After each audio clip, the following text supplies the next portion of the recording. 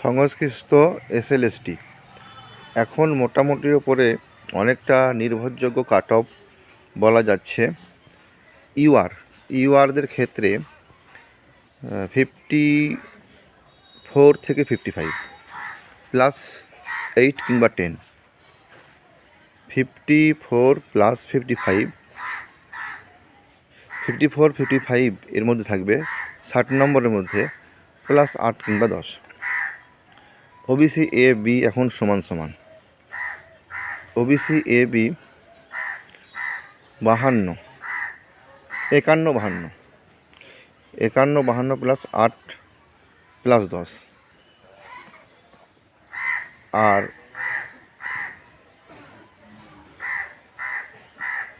অর্থনৈতিকভাবে পিছিয়ে পড়া যারা, তাদের নাম্বারটা কিন্তু 50 বা 49 থাকবে।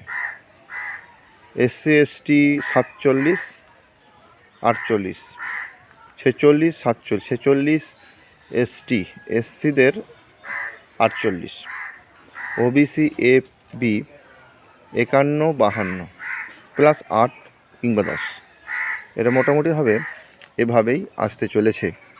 অনেকেই কিন্তু সংস্কৃততে 60-এ 60 পেয়েছে। আর 4 নম্বর বেশি পেয়ে যাওয়া বা 3 নম্বর বেশি পেয়ে যাওয়া, এটি কিন্তু ভালো ছেলেদের জন্য বিপদ। 50টা প্রশ্ন বা 52টা প্রশ্ন সবাই পারে, 50টা প্রশ্ন সবাই পারে, বাকি 10টা প্রশ্নতেই কম্পিটিশন হয়। ওই 10টা প্রশ্ন যারা বেশি পারে তারাই চাকরি পায়। তার মধ্যে তো 4টে প্রশ্নের নাম্বার সবাই পেয়ে গেল, কম্পিটিশনটা কিন্তু একটু বাড়বে, আর কাট অফটা কিন্তু একটু হলেও 1-2 বাড়বে। অতএব এইটাই জেনারেলদের ইউআরদের 55 ধরতেই পারেন কাট অফ। ওবিসি এবি এদের 52টা ধরতে পারেন। আর এসসি 48, এসটি 46 47। আর যেটা জেনারেলদের মধ্য থেকে অর্থনৈতিকভাবে পিছিয়ে পড়া, তাদের কিন্তু 49 কিংবা 48 এটা আসতে চলেছে। সবই কিন্তু আনুমানিক, কিন্তু যে ডেটা পাওয়া গেল তার উপর ভিত্তি করে এটাই বলছি। তো অতএব আপনারা অবশ্যই প্রিপারেশান শুরু করুন ভালো করে।